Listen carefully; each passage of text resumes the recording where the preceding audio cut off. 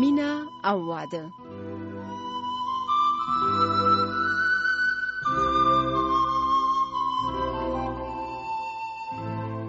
شاګرد استاد ته وویل مینه څه ده؟ استاد ویل د غنمو کروندې ته ورشه، تر ګردو ډک وږی راوړه، خو ګوره داسې نشي کولی چې راستون شي او هغه وږی راوشو کوي چې مخکې درته تر ټولو ډک وږی نه و معلوم شوی.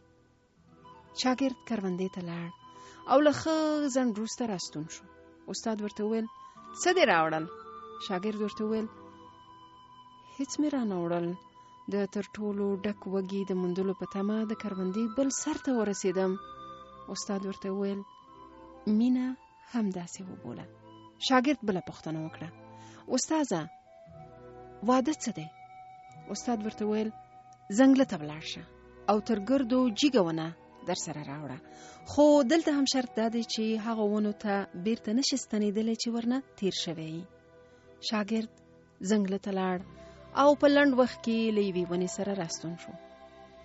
استاد ورته وویل اوس کیسه راته وکړه.